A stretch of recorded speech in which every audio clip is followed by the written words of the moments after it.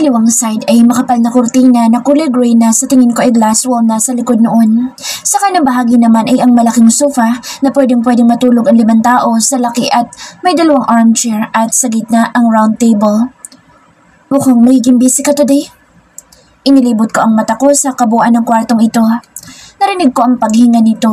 Binitawan nito ang kamay ko dahil may inilapag ito sa table mula sa kanyang bulsa. Napatingin ako sa cellphone. Umupo ito sa kanyang swivel chair. Even if I get busy today, hindi kita pababayaan, babe. You're still my top priority. Hindi ko inaasahan ang paghila nito sa aking braso kung kaya't napaupo ko sa kanyang kandungan. You could sit on my lap for the whole damn day, babe. That's more satisfying. Mapang-akit na salita nito sa akin tenga sabay halik.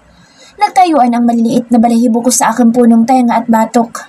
Nakakahiyamang isipin ay nag-iba ang timpla ng katawan ko sa mga pinagsasabi nito sa akin.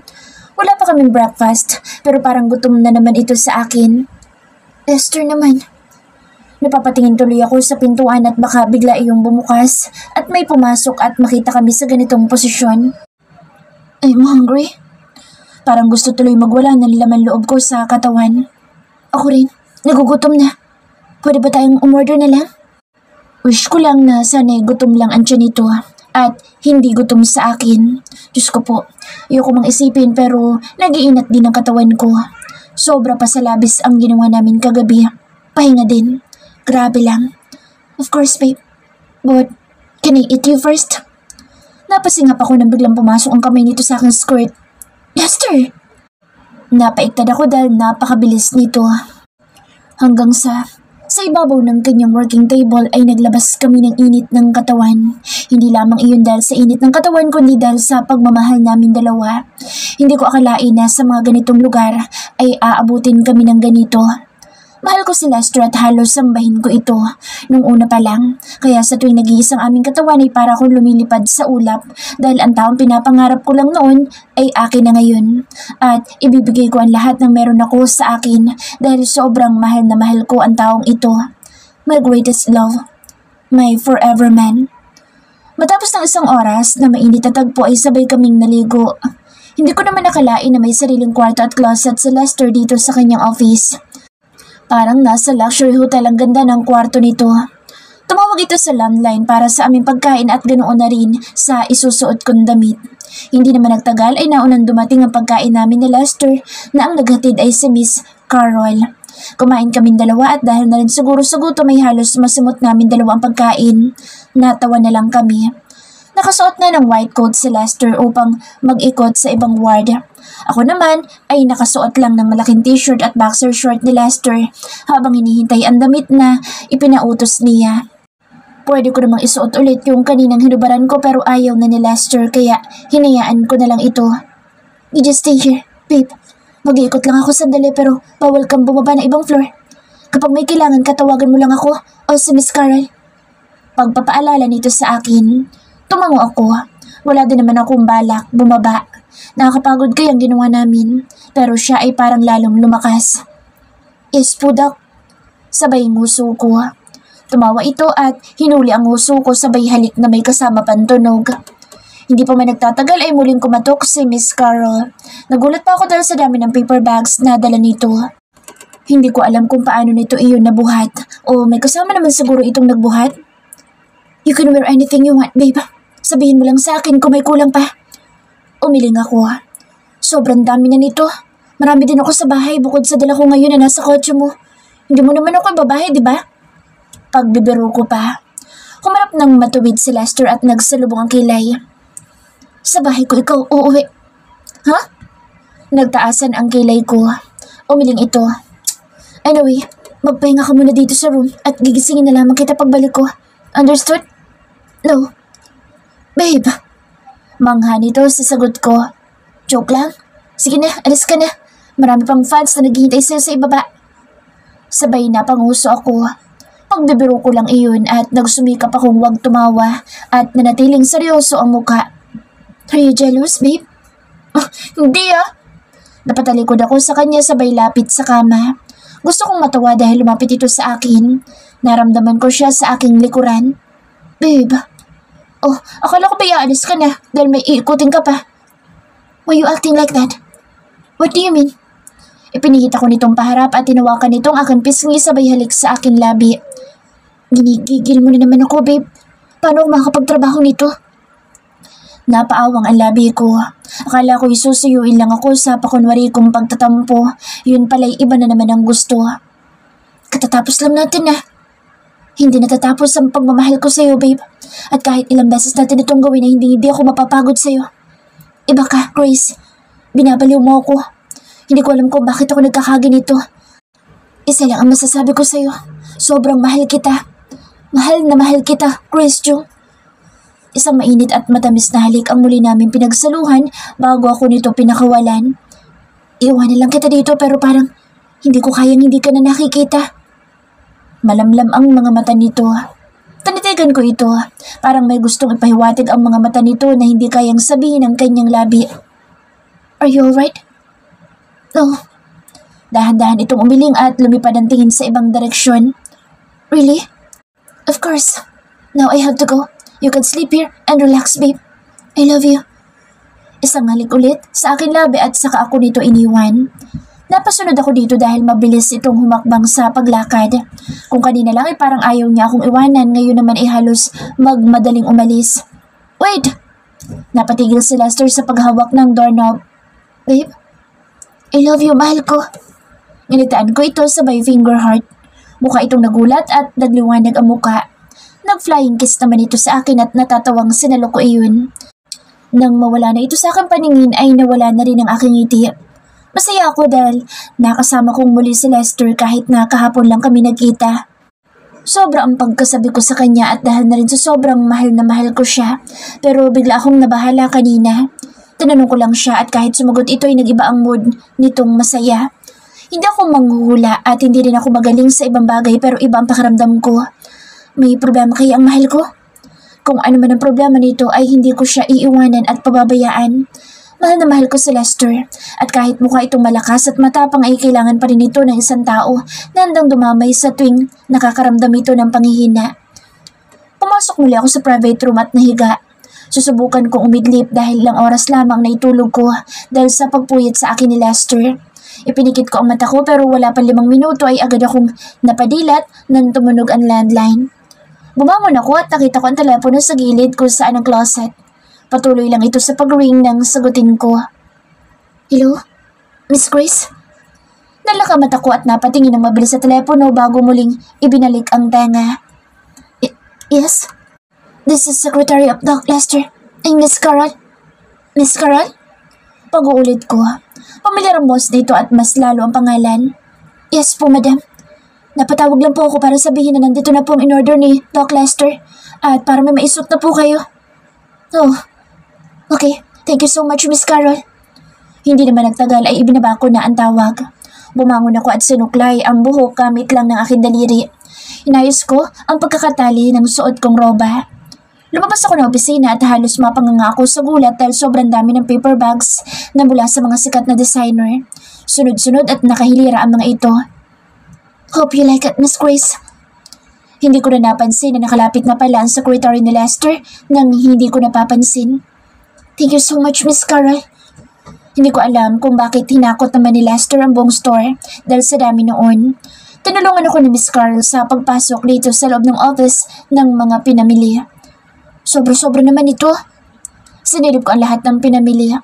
Lahat ay magaganda talagang mamahalin. Clothes, dress, shoes, bags and makeups. May mga personal din akong gamit na medyo pricey pero dahil sa pag-iipon ko, iyon kapag gustong-gusto ko isang bagay. Except kung gift iyon para sa akin. Pero si Lester na parang nagtatapon lang ng pera. Milyon-milyon ang halaga ng lahat ng mga ito. Diyos ko po, alam kong isa ang pamilya ng Zimmerman ng mga mayayaman tao dito sa bansa. Pero kahit kailan ay never pumasok sa isip ko na mahal ko ito dahil sa kanyang kayamanan. Miss Carol? Napahinto sa paglakad ang secretary ni Lester na balak na sanang lumabas.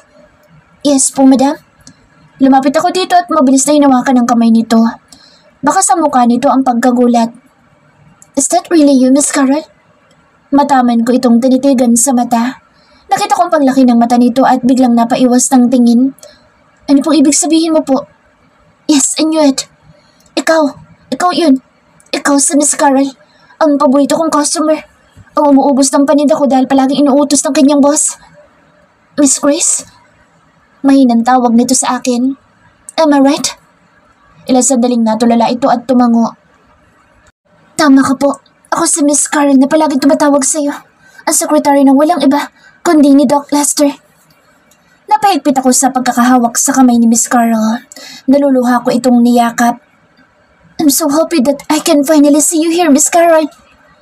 Mahigpit kong niyakap ang ginang. Masaya ako. Sobrang masaya ko dahil matagal ko nang gustong makilala ang kahit nasa likod ng telepono na araw-araw bumibili sa aking Athena's Coffee. I'm sorry, Miss Grace. Napagutusan lang po ako ni boss. Nahihiyang sagot nito na naiyak na rin pala. No, it's okay. Trabaho lang naman ang ginawa mo. Ilang sandali pa ay nandito kaming dalawa ni Miss Carol sa malaking sofa na nakaupo at nagkukwentuhan. Nalaman ko sa Lester pala ang may salarin sa lahat ng bagay. Unang pagbubukas ko pa lang ng aking coffee shop ay inutusan agad ni Lester ang tauhan nito na pumila at nagsabili ang mga ito para maging successful ang grand opening ng Athena's Coffee ko. Hanggang sa inutusan na ni Lester ang kanyang secretary na si Miss Carol para araw-araw maging loyal customer. Sa katunayan nga niya ay palagi malakas ang kinikita ko dahil kay Miss Carol. Ang lahat ng pinamimili ng mga ito ay pinamimigay din sa mga empleyado. Pinipili ang pinagbibigyan para lahat ay magkaroon. At araw-araw iyon ginagawa ni Miss Carol dahil sa utos ng kanyang boss na si Lester. Nalaman ko rin na sa tuwing dumadalaw ako, ay aware si Lester sa aking pagdating dahil iniiwanan nito ang tambak na office works para bumaba at mag-ikot sa pasyente. Nakakagulat iyon at hindi ko inaasahan na ganoon palang ginagawa ni Lester para lang makita din ako. May halong kilig at excitement sa aking sistema nang marinig ko iyon mula kay Miss Carol. Hindi man daw nagsasalita si Doc Lester ay malakas daw ang instinct ni Miss Carol. Hindi ko akalain na ganoon din pala kabaliw sa akin si Lester ko. Dahil ang alam ko lang ay mababaliw ako kapag hindi ko nakikita si Lester. Kaya hanggat may pagkakataon ay pumupunta ako rito sa ospital para lang masilayan ang kagwapuhan nitong taglay. Hindi ko iyon nakikita dahil ang alam ko lang ay isa lang akong nangangarap ng gising. Mahal kong Lester. Ilang oras na lumipas at hindi ko napansin na nakaidli pala ako dito sa sofa. Wala na si Miss Carol. Napansin kong may kumot na napatakip sa aking katawan. Nilibot ko ang paligid. Wala na mga pinamili sa akin ni Lester. Teka, saan ko inilagay ang mga iyon? Babangon na sana ako nang may lumabas na isang gwapong nilalang. You're awake, babe. Malaking hakbang na lumapit si Lester sa akin at ilang segundo lang ay nakalapit at nakayakap na agad dito sa akin. Mukhang napagod ang babe ko at dito na lang nakatulog. Isang mainit at mapusok na halik ang ginawa namin bago kami kapwa hiningad ng maghiwalay ang aming labi. Kissing your soft and sweetest lips is something I will never forget. Napalibot ang kamay ko sa leeg ni Lester. I love you, Lester. And thank you for everything. Thank you so much. Sandali itong natulala sa aking sinabi. Ako ang mas dapat na magpasalamat sa iyo, babe. I love you so much. You're my breath, my sunshine, my inspiration, and my life. Napayakap ako na mahigpit kay Lester at pumikit ako para damhin ang pagmamahal nito na tumagos hanggang sa aking puso. Hapon pa lang ay umalis na kami ng ospital. Hindi binibitawan ni Lester ang paghawak nito sa aking mata. Sumakay kami ng kanyang kotse. Nakita ko ang urn ni Daddy, huwatan ko at mabilis ko iyon na niyakap ng mahigpit. Sa isang fast food kami bumaba ni Lester para kumain. Dahil ako nag-request ay pinagbigyan ako dito. Gabi na at patungo kaming Angeles City, Pampanga. Hindi ko akalain na dito pala nakatira si Lester. Kahit kailan kasi ay hindi nabanggit ni Mika ang tungkol sa kung saan nakatira ang kanyang kuya. Isa lang ang alam kong bahay na tinitirhan nitong condo sa Makati. Bukod pa iyon ay sa maraming mansyon ng pamilyang Zimmerman. Sa isang malawak na lupain at puro palay at mga pananim ay makikitang isang malaki at malawak na mansyon. Madilim sa labas pero dahil sa ilaw ng bawat poste ay nakatutulong iyon para magbigay liwanag sa dinaraanan. At kung dayo ka lang sa lugar na ito ay tiyak na matatakot ka at baka ikaw ay maligaw. Bumusti na si Lester at ilang minuto ang aming paghihintay ay bumukas ang isang malaking gate. Napasingap ako sa laki at lawak ng bakuran nang makita ko kung gaano kaganda ang lugar na ito. Isang modern mansion iyon at kulay itim ang pintura. Hindi ko sure kung kulay itim nga dahil gabi na rin. Siya ba to? Yeah. Namamangha talaga ako at napatingin kay Lester. Parang bigla akong naliit sa aking sarili.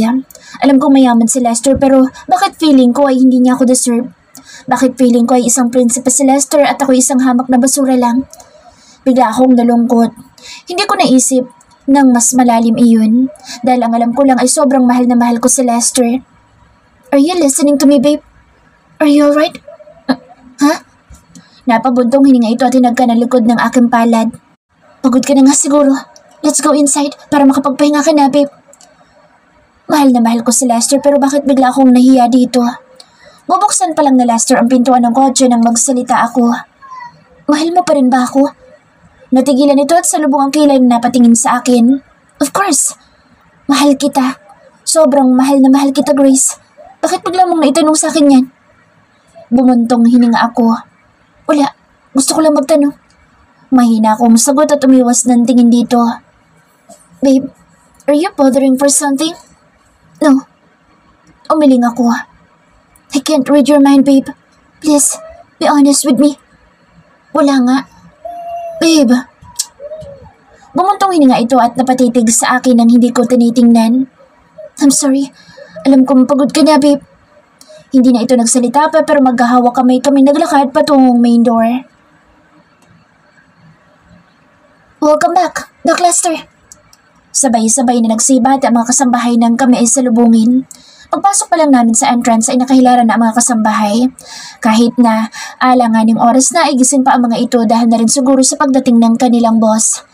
Hindi na ako masyadong nailang dahil nasanay na rin ako sa ganito sa tuwing dumadalaw kami sa mansyon ng mga Zimmerman at kahit sa kaibigan namin na si Lian at ganoon na rin sa mansyon ng Daddy Wateng ko. Good evening po, madam. Sabay-sabay din na nagsibata ang mga ito sa akin at nagsiyuko. Napahawa ako ng mahigpit sa kamay ni Lester at ngumiti sa kanilang pabalik. Good evening din po. Naiwan ang ngiti ko nang humawi ang tatlong kasambahay at lumakad sa kanilang gitna ang isang nakabestidang mahaba na kulay puti at ang buhok nito ay nakapusod na namumuti na rin ang kulay ng buhok. Isang ginang ang lumapit sa amin at napatitig ako sa kagandahan nitong taglay. Kamukha niya ang veteranong artista na si Gloria Romero. Oh my God, you finally back, my grandson.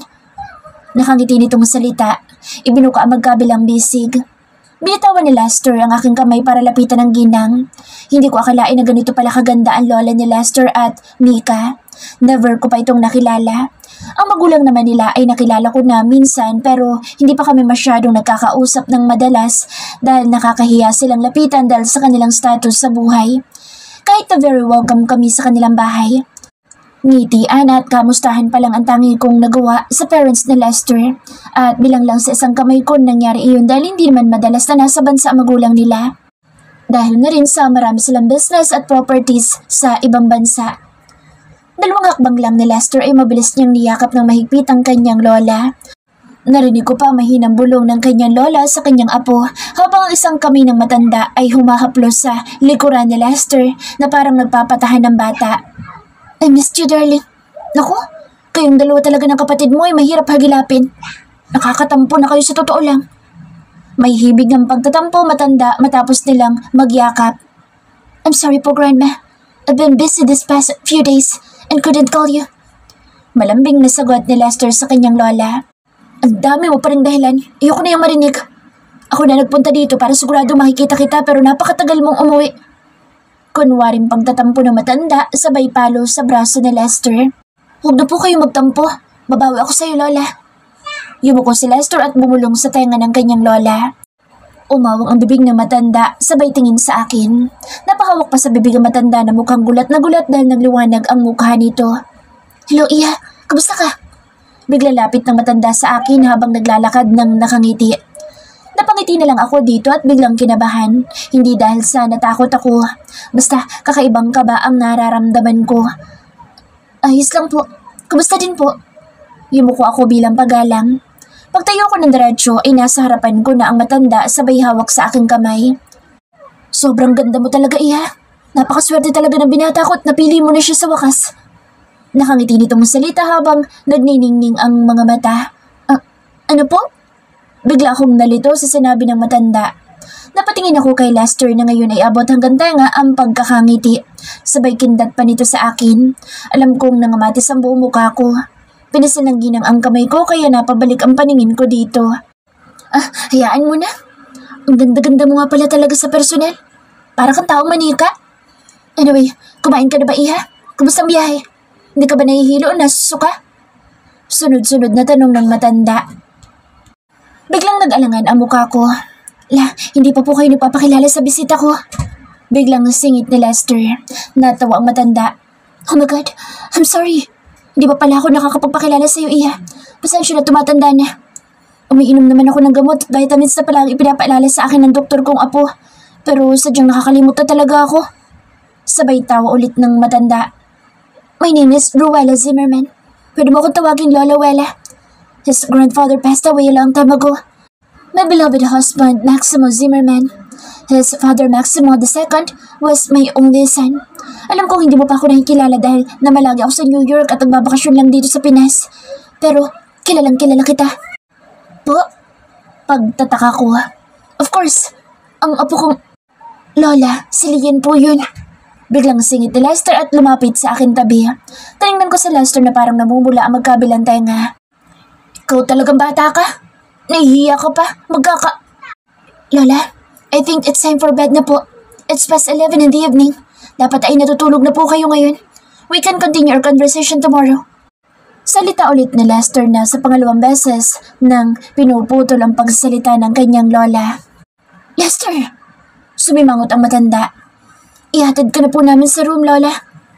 Lambing ni Lester. Bumuntong hininga ang matanda. Okay, pagbibigyan ko kayo. Pero bukas, sa akin ang atensyon nyo, ha? Pinilit kong wag ngumiti at baka ma-offend sa akin si Lola Wela. Okay po. Magalang kong sagot. Ngumiti ang matanda sa akin at binitawan ang kamay ko. Hinawakan ito ang kanyang apo. Nag-usap silang dalawa na sila lang ang nagkakaintindihan. Hindi ko akalain na may ibang lengguwahe pa pala silang salita na buong akala ko ay English lamang dahil si Mika naman ay never kong narinig sa ibang lengguwahe except si Lester. Marunong na nga sa salitang Mandarin at meron pang isang salita na hindi ko maintindihan kung ano. Napakatalentad pala talaga ng pamilyang Zimmerman. Marangyang buhay, magagandang lahi, mabait at kompletong pamilya. Lahat na ata ng biyaya ng nasa itaas ay kanilang nasalunas sa kanilang buhay. Hindi ko na dapat ikumpara ang buhay ko sa pamilya ni Lester at ng kaibigan kong si Mika. Dahil kahit ganito ang naging buhay ko ay naging masaya naman ako dahil may Tito Robert ako, Tita Melvie at Japoy naman akong pamilya na tinanggap ako bilang tunay na kanilang pamilya. Never akong nakaramdam ng insecurity at paghihirap sa buhay kaya blessed pa rin naman ako. Marami din akong kaibigan sa bahay na itinuring ko mga tunay na kaibigan kahit na magkakaibang estado ng aming buhay. Lahat ay pantay-pantay at mahal na mahal ko sila. Nandito din sa aking piling ang pinakamamahal kong si Lester na dati-rata ay pangarap ko lang. Ngayon ay ibinigay na ng ama sa akin. Kung hindi pa namin naihatid si Lola Wela ay hindi ito hihinto sa kakakwento. Ganoon nga talaga kapag matanda na. Hindi na uubusan sa pagsasalita. Are you hungry, babe? Napalingon ako kay Lester. Katatapos lang nitong maligo. Nakatapis pa ang towel sa bewang nito habang nagpupunas ng isa pang towel sa kanyang basang buhok. Pinauna ako nitong mag-shower dahil bumaba ito dahil kakausapin daw nito si Greg. Medyo natagalan ito sa pagbalik kaya nakapajama na ako nang bumalik ito.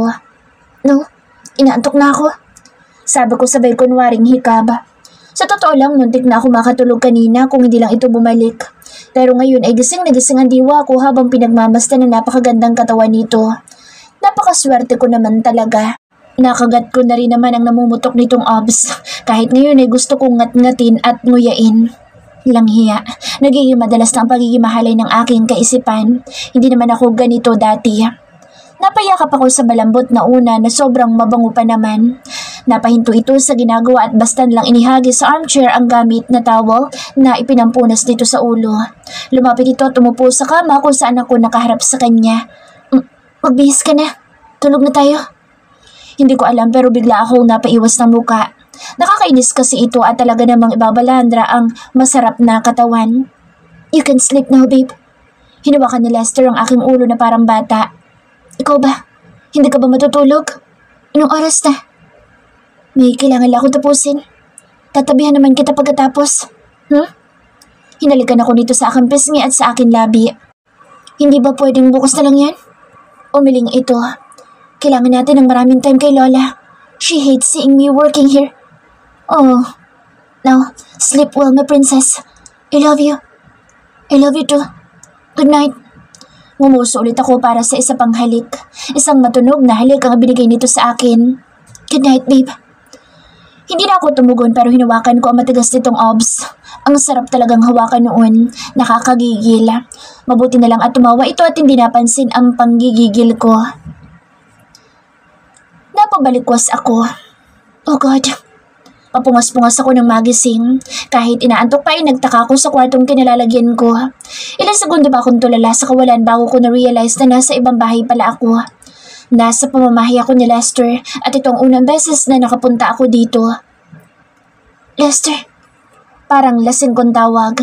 Lumibot ang paningin ko. Wala pa din ito. Ang pagkakaalala ko ay pinatulog na niya ako dahil may tatapusin pa itong trabaho. Body clock ko nang gumising ng umaga. Kaya 6:30 pa lang ay gumising na ang katawan lupa ko kahit na inaantok pa ang mata ko. Bumaba ako ng kama at pumasok sa banyo para maligo at mawala ang antok ko sa katawan. Napatingin ako sa console table. Nakapatong doon ang urn ni Daddy, huwateng ko. Lumapit ako at kinuha iyon para yakapin at halikan. Good morning, Daddy ko. Nandito pala tayo sa house ni Lester. Sana'y maging happy ka sa pagbabakasyon natin dito. Isa pang halik at ibinalik ko na rin ito sa pagkakapatong. Nakakatuwa naman na naglagay pa si Lester ng sariling table para sa urn ng Daddy, huwateng ko. Ang pagkakaalala ko kasi ipinatong ko na lang iyon sa lapag kagabi. Pumasok na ako ng banyo para makapaghanda na. Hindi naman ako nagtagal sa shower pero ang skin routine ko ay hindi nawala. Kumpleto pala sa gamit itong si Lester. Hindi ko tuloy alam kung gumagamit din siya ng ganoon o sa ibang babae pa niya galing ang mga iyon. Malaman ko lang talaga at mayayari ito sa akin. Wala akong pakialam kung andito pa ako sa kanyang mansyon. Hindi kaya sa celebrity fiancé niya iyon? Ay, buisit. Wala na. Ginamit ko na sa sarili ko. Kaya aga-agay kung ano-ano agad ang pumapasok sa aking negative vibes. Pumasok ako sa isang pintuan. Kwarto ito na puro damit at sapatos ni Lester. Malaki at malawak na ang laman ay gamit ni Lester. Mas malaki pa iyon sa master's bedroom ni Lester. Nakaroba lang ako at iniyaan ko lang na tumulo ang mahaba kong buhok sa likuran ko. Masyado akong distracted sa mga damit na mamahali ni Lester. Oh, alam ko magaling manamit itong si Lester at kahit na siguro damit basahan pang usuot nito ay lalabas pa rin ang kakisigan nitong taglay. Sa isang gilid ay ang malaking stante.